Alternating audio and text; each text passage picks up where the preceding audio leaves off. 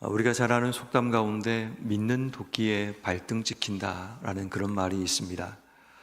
믿었던 사람에게 배신을 당하거나 잘 되리라고 확신했던 그런 상황이 어그러지는 그런 상황 속에 우리가 이러한 속담을 사용하게 됩니다. 일반적으로 도끼를 사용하는 사람에게 익숙한 도구가 됩니다. 평생을 도끼질을 하고 또 나무를 베는 일을 하는 나무꾼에게 도끼는 믿는 구석입니다. 근데 갑자기 도끼날이 도끼 자루에서 빠지게 되는 그런 일이 일어나게 되어 또 그 도끼날이 자신의 발등을 찍게 될 때 믿는 도끼에 발등을 찍힌다라고 사람들은 이야기하게 되죠. 오늘 성경 말씀도 그런 배경을 가지고 있습니다. 특별히 우리가 읽고 있는 시편 89편의 말씀은 하나님께서 영원히 보존하시리라고 약속하셨던 다윗 왕조의 멸망의 이야기를 오늘 성경이 다루고 있습니다. 하나님께서 약속하신 다윗 왕조, 너희들을 평생 내가 영원히 너희들을 보존하고 지켜나가시겠다는 그 하나님 말씀이 온전히 이루어지지 아니하고 다윗 왕조가 멸망하는 그런 절망적인 상황 앞에 이스라엘이 서게 되는 이 배경이 오늘 성경 말씀의 배경이 됩니다. 그럼에도 오늘 성경 말씀은 이 앞부분이 이어서 이 본문의 배경은 그런 절망적이고 우울한 상황을 노래하지는 않습니다. 오늘 본문 1절 말씀에 보면 1절과 2절 말씀에 반복되는 단어가 인자와 성실이라는 단어입니다. 아시는 것처럼 인자라는 단어는 구약의 히브리어로 헤세드라는 단어인데 긍휼과 하나님의 자비를 의미하는 단어입니다. 시편 기자는 이런 절망적인 상황 가운데 하나님의 인자, 하나님의 긍휼, 하나님의 자비가 여전히 우리에게 있다는 것을 이야기하고 성실이라는 말은 하나님의 신실하심을 의미하는 겁니다. 여전히 하나님은 우리 인생 가운데 인자와 성실로 긍휼과 신실하심으로 우리의 삶에 임하고 있다라는 그런 하나님을 고백하는 내용이 1절과 2절 말씀에 기록됩니다. 그리고 이제 3절 말씀에 가면 주께서 이르시되 나는 나의 택한 자와 언약을 맺으며 내 종 다윗에게 맹세하기를 내 자손을 영원히 견고히 하고 내 왕위를 대대에 세우리라 하셨나이다 라는 이 고백을 합니다. 하나님 언약을 기억하시라는 그런 고백이죠. 이거는 굉장히 중요한 고백이죠. 우리도 삶을 살아가다 보면 우리의 삶이 하나님의 언약이 무너지는 그런 일들이 일어나게 됩니다. 그때 우리의 기도가 하나님의 언약을 기억해 주시기를 기도해야 합니다. 왜냐하면 하나님은 언약 앞에는 굉장히 약하심을 보게 됩니다. 하나님께서 다윗 왕조와 세우셨던 바로 그 언약을 기억하셔서 하나님이 다윗 왕조를 영원히 보존하고 영원히 다윗의 왕위를 이어가시겠다고 말씀하지 않으셨습니까? 라는 그 고백을 우리가 기억하고 또 하나님께 간구해야 하는 겁니다. 시편 기자는 그 절망적인 상황 가운데 하나님 언약을 기억하옵소서라는 그 간구를 하게 됩니다. 그리고 이제 이어서 5절부터 14절까지 말씀해 보면 하나님의 성품과 또 하나님의 행하신 능력과 또 그분에 대해서 고백하고 찬송하는 그런 내용들을 쭉 소개하는 내용을 보게 됩니다.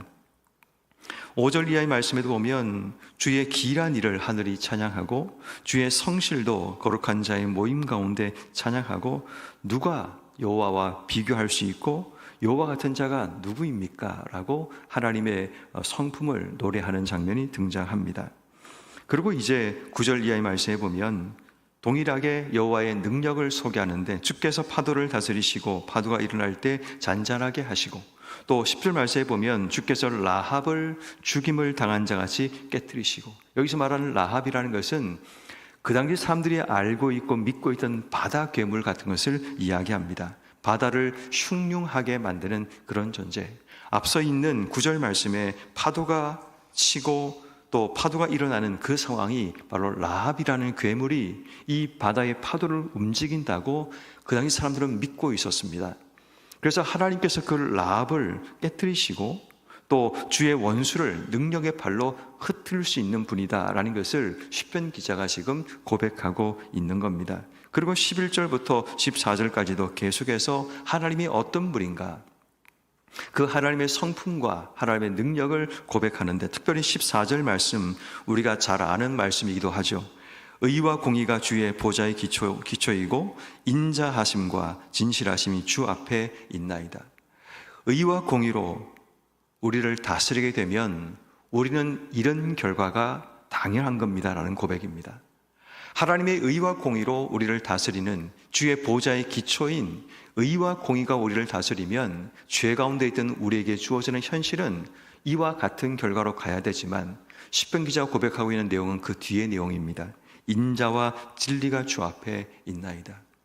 인자로 진리로 우리를 다시 한번 살펴달라는 겁니다.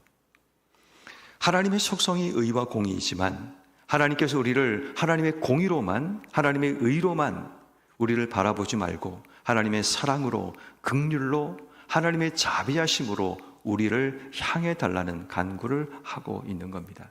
자, 그러면서 이제 시편 기자가 말하고 싶은 내용이 이제 15절 말씀에 기록되어 있습니다. 즐겁게 소리칠 줄 아는 백성은 복이 있나니 라고 얘기하면서 우리가 이 땅 속에 행복할 수 있는, 행복자가 될 수 있는 그 이유를 오늘 성경 말씀에 몇 가지로 설명을 하죠. 그 첫 번째가 15절 말씀, 그들이 주의 얼굴빛 안에서 다니리로다. 우리가 상황이 힘들고 어렵지만 우리의 삶의 행복자가 될 수 있는 이유는 주의 빛 가운데 다닐 수 있기 때문이죠.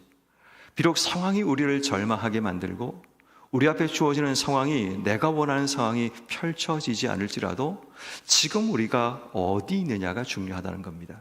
주의 빛 안에 있다라는 것, 주의 얼굴 빛 안에 우리가 다닐 수 있다면 늘 그분과 교제하고 그분을 통해 주어지는 빛 안에 우리의 삶이 살게 되면 절망이란 어둠이 우리의 삶을 잠식하고 우리의 삶을 지배하는 상황이 우리에게 반복될지라도 우리는 주의 얼굴에서 뿜어져 나오는 바로 그 빛을 통해 어둠을 밝혀나가는 삶을 살 수 있기에 우리는 행복하다라고 말할 수 있는 겁니다. 그 뒤에 보니까 16절 말씀에 종일 주의 이름 때문에 기뻐하고 주의 공의로 말미암아 높아지오니, 똑같습니다. 주의 이름으로 기뻐하고 주의 공의 때문에 기뻐하는 것, 이것이 우리가 행복자가 될 수 있는 부분입니다. 주의 이름만으로도, 또 주님께서 우리의 삶 속에 행하시는 의로운 하나님의 공의로 인해서 우리의 삶이 기뻐하는 것, 여기 특히 높아진다는 단어가 찬양하다라는 의미도 있지만 이 단어 속에는 어떤 의미에서는 기뻐하다, 세상에 알리다라는 뜻도 가지고 있습니다. 그래서 우리는 이 말씀을 통해서 주의 얼굴로 인해서 기뻐하고 또 주님께서 행하시는 공의로 인해서 우리가 기뻐하며 살아갈 때 비록 상황은 절망적이지만 이 상황 가운데 우리는 행복자로 살아갈 수 있게 되죠. 그 뒤에 보니까 17절 말씀에 주는 그들의 힘의 영광이 집이라 우리의 뿔이 주의 은총으로 높아지오니 라고 얘기합니다. 결국 주는 그들의 힘의 영광이란 말은 하나님을 힘으로 삼고 사는 자들, 그들에게도 하나님 주시는 행복함이 주어지게 되죠. 그리고 마지막으로 18절 말씀에 보면 우리의 방패는 여호와께 속하였고 우리의 왕은 이스라엘의 거룩한 이에게 속하였기 때문이다. 결국 하나님께 속해 인생의 삶을 사는 자들이 결국은 행복자로 주어진 삶을 살아가게 되는 겁니다. 자, 무슨 말을 지금 이 앞부분에서 시편 89편에서 말하고 있는가 하면 오늘 본문 가운데는 우울하고 절망적인 상황은 하나도 기록되어 있지 않습니다. 대신에 시편 기자가 그런 절망적인 상황 속에서 그가 지금 어떻게 이 절망을 이겨내는가를 우리에게 소개하고 있다는 겁니다. 그것이 바로 하나님의 인자와 성실을 기억하며 살아가는 겁니다. 어떻게 이 부분을 적용하면 우리에게 유익함이 있는가 하면 지금 내 삶에 맞이한 절망의 상황 앞에 하나님께서 우리가 살아오는 삶의 자리 가운데 임하셨던 하나님의 인자와 하나님의 성실하심을 기억해내는 겁니다. 우리 인생 가운데는 지금 같은 고난이 처음 주어지기도 하지만 반복되는 일들이 참 많습니다. 지금만 내 인생의 절망이 찾아온 것이 아니라 내가 조금 더 어렸을 때, 조금 더 철이 없었을 때, 아니면 조금 더 내 인생이 잘 나갈 때 주어졌던 절망의 상황은 다를 수 있지만 늘 언제나 우리에게 반복되었다는 겁니다. 그런데 그때 하나님께서 우리에게 어떤 인자와 성실을 베풀었는가를 생각해 보는 것이 지금 내 앞에 찾아온 절망을 이겨낼 수 있는 방법이기도 하다는 겁니다. 그런데 많은 사람들은 지금 내 앞에 절망을 만나면 마치 이 절망을 처음 만난 것처럼, 내 인생 가운데 처음 절망이 온 것처럼 그렇게 인식을 합니다. 그래서 똑같이 반복적으로 절망하고 똑같이 좌절하고 소를 늘어뜨리며 인생의 삶을 살아가게 됩니다. 그런데 여러분, 우리에게는 어린 시절에 주어지는 절망의 상황이 있고, 또 청년 때는 청년 때 주어지는 절망의 상황이 있는 겁니다.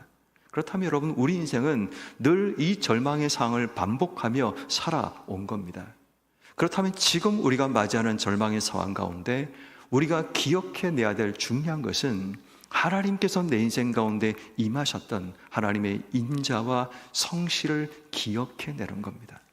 자, 그렇다면 여러분, 우리는 이렇게 생각할 수 있죠.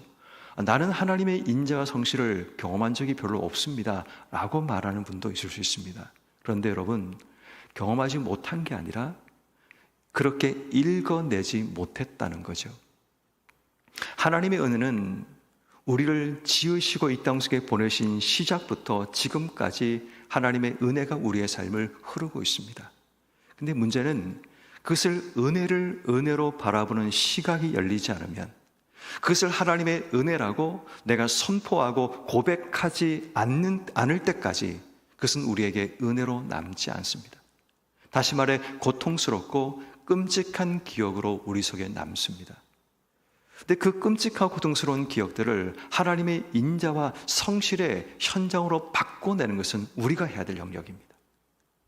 비록 과거에 끔찍한 재난을 당하고 고통을 당했지만 우린 그 상황을 돌이켜보면서 하나님께서 왜 나에게 이런 상황을 주셨는지, 그 상황 가운데 하나님이 내게 어떤 은혜를 베푸셨는지 생각해보면 그 안에 흐르고 있는 하나님의 은혜가 있다는 거죠. 그 안에 흐르고 있는 하나님의 인자와 성실이 있다는 겁니다. 여러분, 교회도 마찬가지입니다. 70몇 년간의 우리가 역사를 겪어오면서 교회가 경험했던 어려움과 문제가 한두 번이었을까요? 아닙니다. 우린 모를 뿐이지, 교회는 심각한 어려움과 문제, 우리 안의 문제가 아니더라도 외부적인 환경의 문제, 때로는 생각지 못한 성장 과정 속에 일어나는 진통들도 분명히 교회 안에 있을 겁니다. 그때마다 하나님의 인자가, 하나님의 성실이 우리에게 어떻게 임했는가를 찾아내게 되면, 지금 우리가 혹여나 그런 어려움 가운데 있다면 하나님께서 지금의 어려움을 이겨내게 하실 거라는 확신 가운데 하나님의 인자와 성실을 찬양할 수 있게 되는 겁니다. 국가도 마찬가지죠. 우리나라가 지금까지 걸어오면서 그냥 평범하게 왔을까요? 수없이 많은 어려움과 공경을 맞이합니다. 이렇게 국가가 될까? 나라가 많은 것은 아닌가라는 두려움 가운데 얼마나 많은 분들이 조바심을 느끼고 얼마나 많은 사람이 기도를 해왔습니까? 그때마다 하나님께서 우리에게 인자와 성실을 베푸셔서 여기까지 오게 하신 겁니다. 그렇다면 여러분, 우리가 오늘 하나님께 기도해야 될 내용은 우리가 맞이하는 인생의 절망 가운데 하나님의 인자와 성실을 기억해낼 수 있도록 해달라고, 하나님의 인자와 성실에 기반을 두고 지금을 바라볼 수 있는 우리의 삶이 되게 해주시기를 기도하는 것, 이것이 우리의 기도여야 됩니다. 그래야지만 우리가 맞이하는 인생의 절망 가운데 낙심하지 않고 하나님의 인자와 성실을 기억함을 통해 이 위기를 더 멋지게 극복해내는 우리의 삶이 될 수 있는 겁니다. 마찬가지입니다. 지금 시편 기자도 그런 고백으로, 그런 마음으로 이 시편을 기록하고 있는 겁니다. 다윗 왕조의 멸망이라는 절망적인 상황, 아니 말도 안 되는 상황이 그들 앞에 펼쳐진 겁니다. 믿는 도끼에 발등을 찍히는 그런 일이 일어난 겁니다. 어떻게 하나님이 자신이 택하고 자신이 세우고 영원히 하시겠다는 언약을 주신 하나님께서 이 왕조를 무너뜨리느냐, 말도 안 되지 않느냐라는 그 절망감, 그 마음속에 울분이 쏟아지만 시편 기자가 먼저 고백하는 고백은 하나님의 인자하심과 성실하심을 고백하는 겁니다. 이게 신앙입니다. 그러면 오늘 우리도 마찬가지입니다. 인생의 절망을 만날 때 우리는 하나님의 인자와 하나님의 성실을 기억하고 그것을 고백하는 우리의 삶이 필요합니다. 그리고 두 번째 우리가 기억할 것은 하나님의 언약을 기억해야 합니다. 인생의 절망을 만날 때 내게 주신 하나님의 말씀, 그 언약을 붙들고 있으면 우리는 무너지거나 우리는 쓰러지지 않습니다. 문제는 상황 앞에 하나님의 언약이 무너지는 겁니다. 하나님께서 약속하신 다윗의 언약은, 다윗 왕조를 보존하겠다는 것은 사람이 세운 육적인 왕조를 보존한 것이 아니라 하나님이 세우실 하나님의 나라, 예수 그리스도를 통해 이루실 다윗 왕조를 이어가실 하나님의 계획이 있던 겁니다. 사람들의 착각은 뭐냐면 우리의 관점과 우리의 생각으로 다윗 왕조가 눈에 보이는 다윗의 혈통과 다윗의 후손들이 왕위를 이어가는 그 삶이 영원할 것을 기대했던 거죠. 근데 하나님의 기대는 그것이 아니었다는 겁니다. 때로는 지금 우리가 맞이하는 절망적인 상황 가운데 우리가 하나님께 물어야 될 것은, 하나님, 내가 원하고 내가 기대하는 하나님의 언약과 하나님이 우리를 향하신 언약이 일치되고 있는가를 물어야 됩니다. 다시 말해, 내가 원했던 다윗 왕조가 무너졌다면 하나님의 또 다른 계획하심이 있다고 믿는다면 이게 언약이죠. 그렇다면 우리는 하나님께 다시 기대를 품고 하나님이 세우실 다윗 왕조를 우리 안에 세워주시기를 기대해야 하는 겁니다. 우리가 세웠던 언약은, 우리가 기억하고 있는 언약은 무너졌을지라도 하나님께서 우리에게 세우신 언약은 무너지지 않았다는 것, 그것을 믿는다면 우린 절망하지 않고 이 삶의 순간순간 하나님 앞에 다시 언약을 붙들고 다윗 왕조에게 허락하셨던 영원히 보존하시고 왕을 세우시겠다는 그 하나님의 언약이 무너지지 않고 계속되기를 기도하는 것, 이것이 우리가 해야 될 부분입니다. 특별히 오늘 성경 말씀에 절망 가운데 행복자를 꿈꾸었던 시편자를 바라보며 우리도 마지막으로 그러한 행복자의 삶을 꿈꾸며 기도해야 합니다. 늘 삶은 우리에게 절망을 주고 고통을 주지만 그 속에서 우리가 행복을 찾아내는 것은 우리의 역할입니다. 행복할 조건이 없는 것이 아니라 행복할 이유를 찾지 않으면 우리는 아무리 돌아봐도 행복할 수 없습니다. 감사의 이유를 찾지 않으면 우리의 삶 가운데는 감사할 것이 전혀 느껴지지 않지만 매일마다 우리의 삶의 자리에서 행복한 이유를 찾고 감사한 이유를 찾아낼 수 있으면 사소하고 작은 것에서 우리는 행복이 출발되고 감사가 시작될 수 있습니다. 그러므로 오늘 하루 삶을 살아가는 우리 모두는 절망의 상황이 우리 앞에 찾아올지라도 그 절망의 상황 가운데 행복할 이유를 찾아가고, 절망의 상황 가운데 하나님의 언약을 다시 한번 상기하고 내 관점의 언약이 아닌 하나님 관점의 언약을 다시 한번 새롭게 생각하고 받아들이고, 더 나아가서 절망의 상황 가운데 우리의 삶에서 하나님의 인자와 성실을 기억해내는 이런 모든 삶이 되기를 주의 이름으로 축원합니다.